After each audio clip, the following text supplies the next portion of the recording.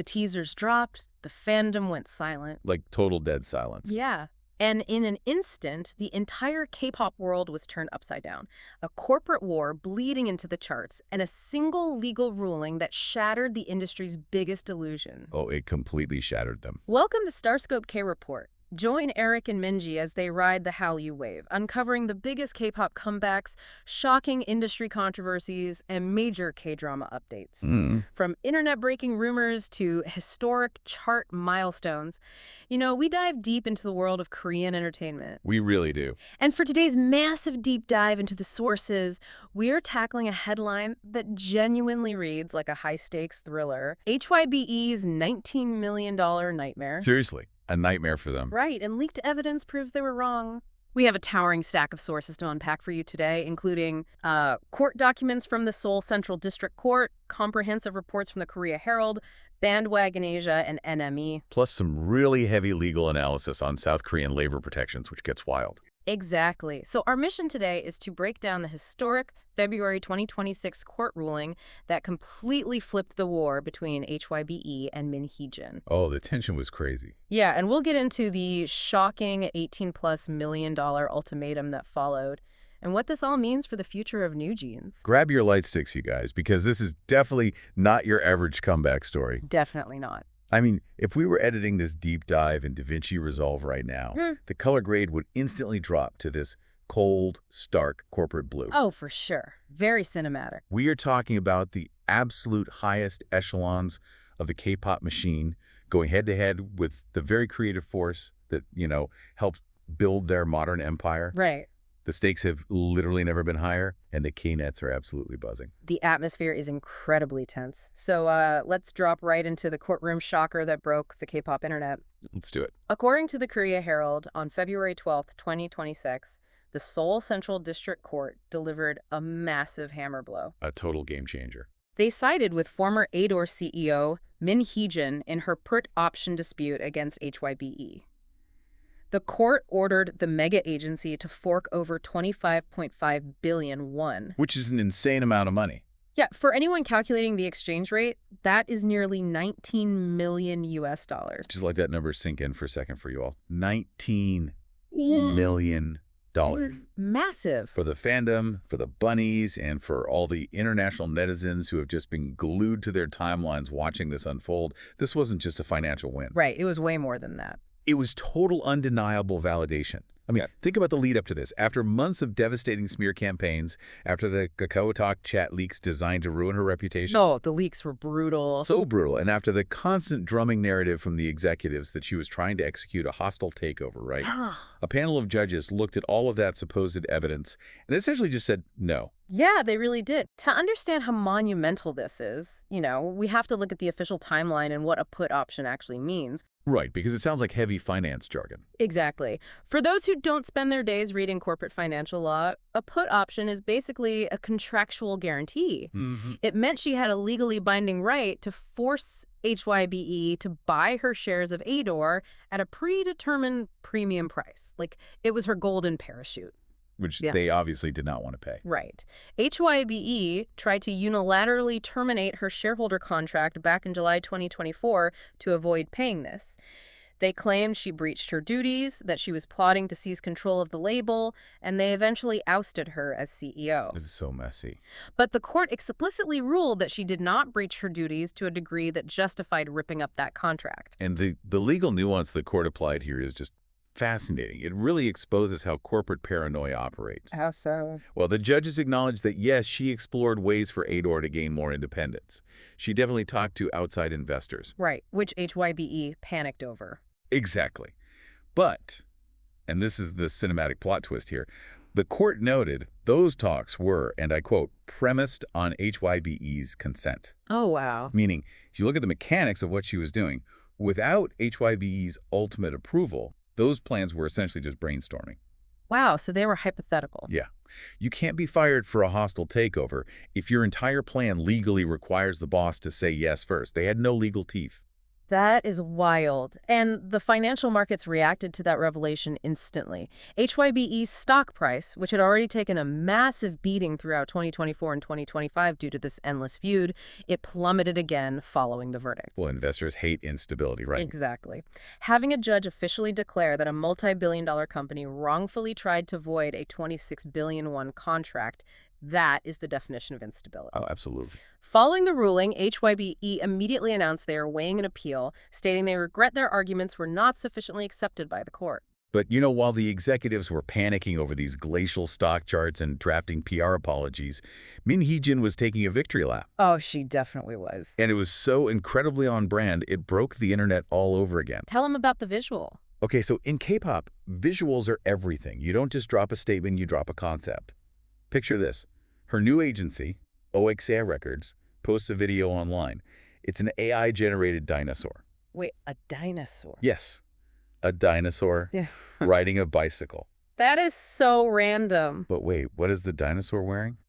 The exact same green striped shirt and blue baseball cap that Min Hee-jin wore to her iconic explosive first press conference back in April 2024. Oh my God. The sheer memeification of corporate litigation. You really have to appreciate the marketing brilliance behind that. It is peak K-pop visual storytelling.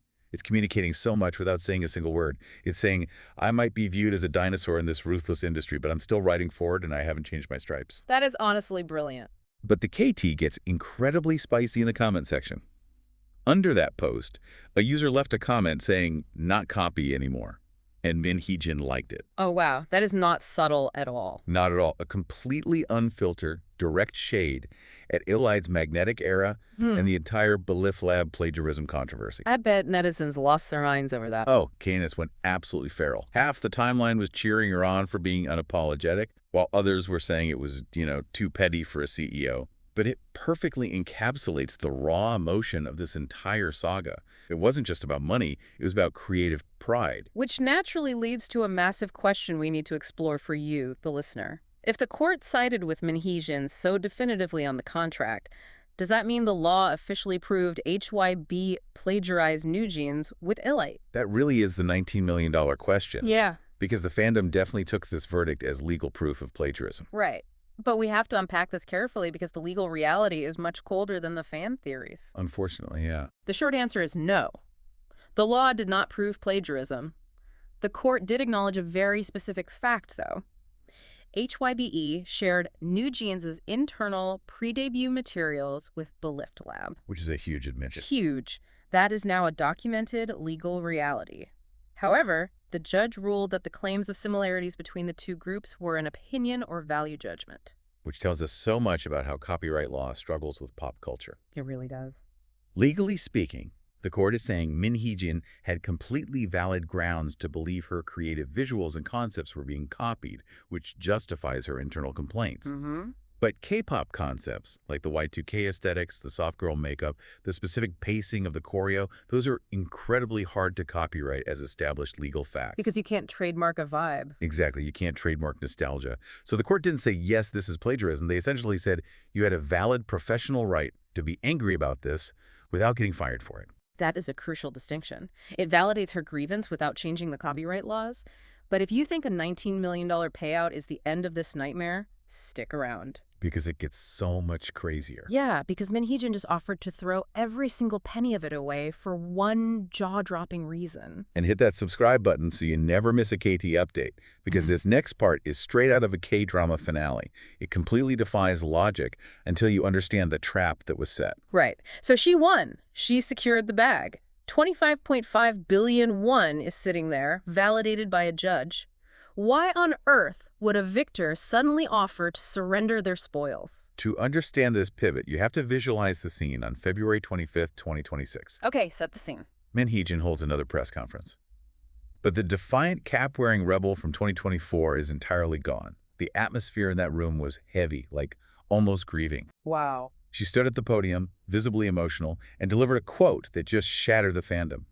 She said, "You cannot create music with a heart that has been torn to pieces." Man, that is incredibly heavy for an industry built on perfectly polished smiles. It really is. And then she drops this unprecedented ultimatum. Right. She announced to the press that she will completely forego the entire 25.5 billion won payout. She will walk away from the millions, but on one single condition. What was it? HYBE must drop all civil and criminal lawsuits against her, against former ADOR staff, against the fandom, the Bunnies, and crucially, against the NewJeans members themselves. Wow. When you look at the mechanics of this, why is a sacrifice of that magnitude even necessary? It's because of the legal trap. Exactly. We have to look at the legal snare that NewJeans is currently caught in. The deep dive report from Bandwagon Asia outlines this perfectly. Yeah, that report was eye-opening. Back in October 2025, the Seoul Central District Court ruled that NewJeans' exclusive contracts with ADOR remain valid and binding all the way until 2029. This was just a devastating blow to the group. They had already tried to soft launch their independence under the name NJZ, signaling to the industry that they were ready to move on. Right. They were trying to rebrand. Yeah, they had a vision for their future outside of that corporate structure. But the court didn't just say the contracts were valid. They granted ADOR something called indirect compulsory execution. That sounds terrifying. Let's explain how terrifying that actually is for an artist. This isn't just a piece of paper saying you work for us.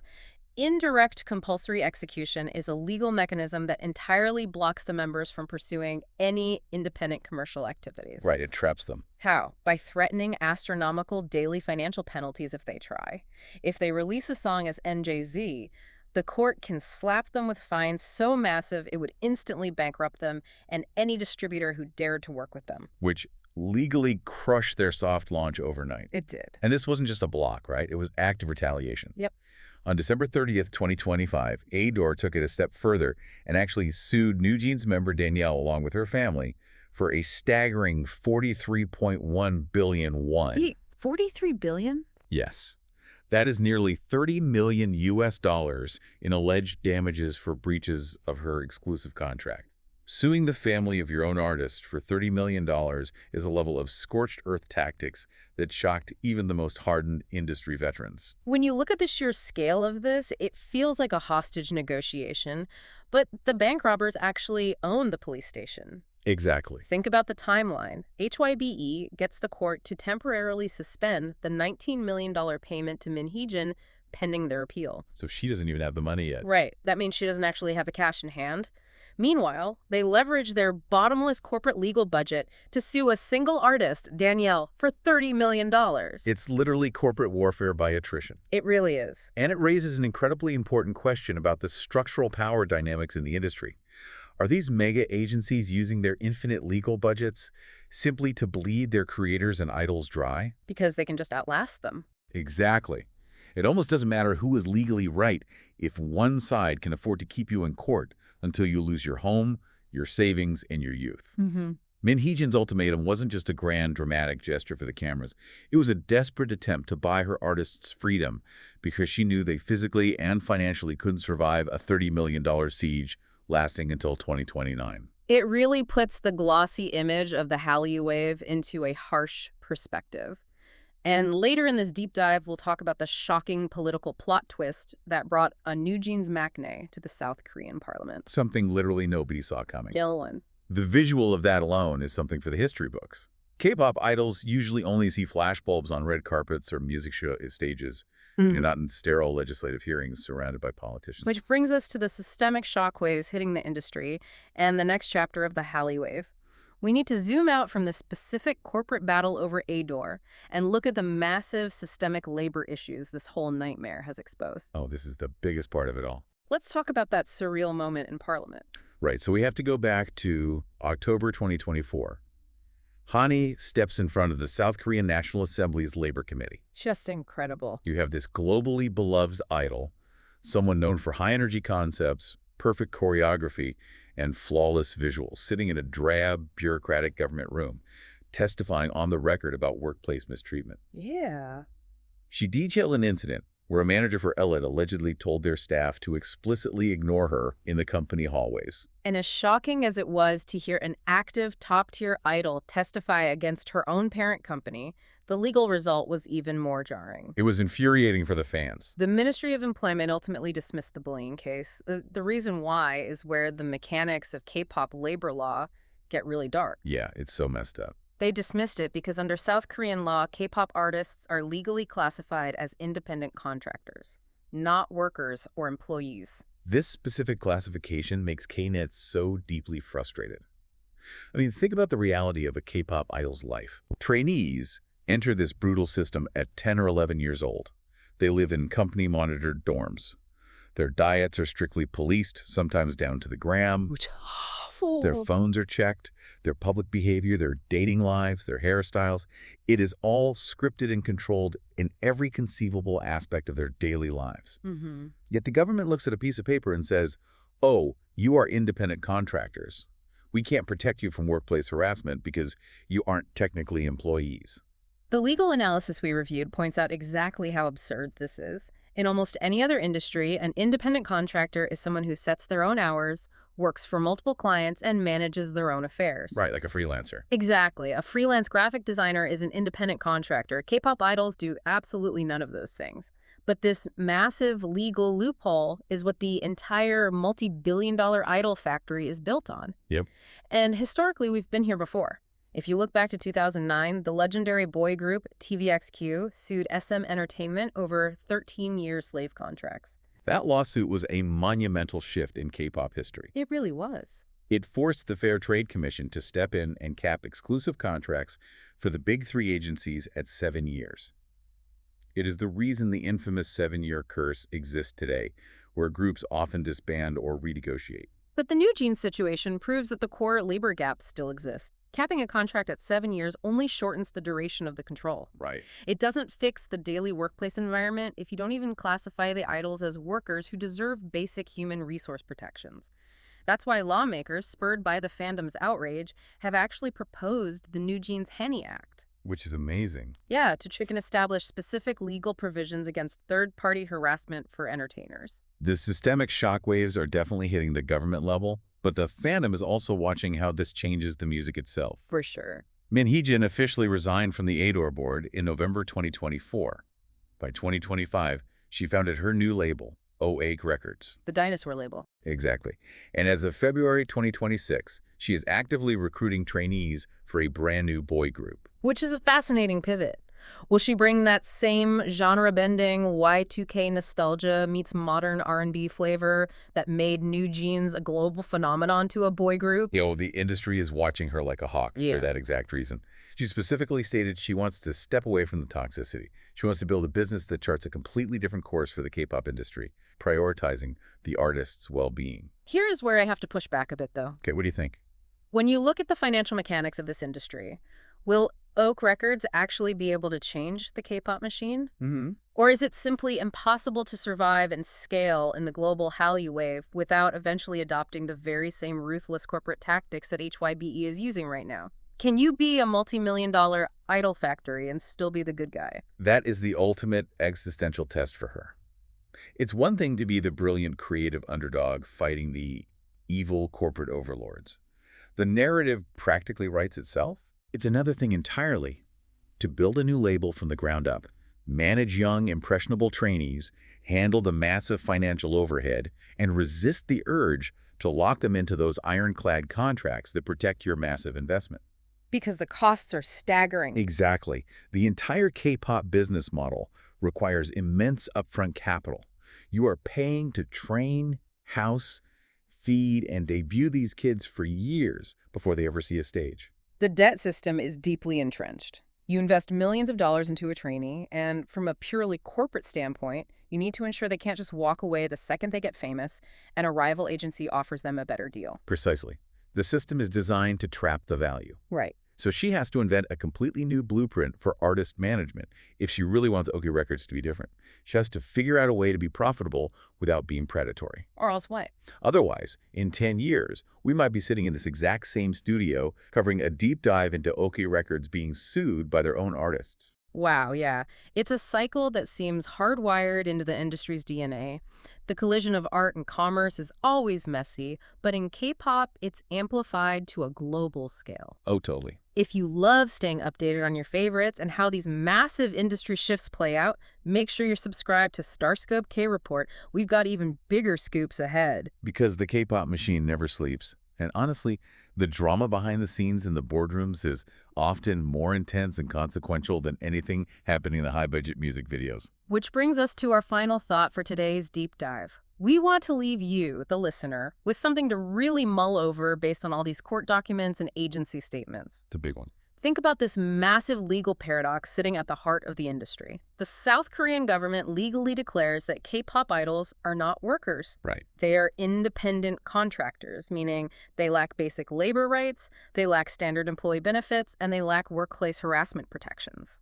Yet, at the exact same time, the Seoul Central District Court rules that a group like NewJeans is inextricably bound to a single agency until 2029 under indirect compulsory execution. It's crazy. They are legally barred from doing any independent work and face multi-million-dollar lawsuits if they try to act like the very independent contractors the government claims they are. So, if an idol cannot freely leave their company, cannot choose their own projects, and cannot release their own music, Right.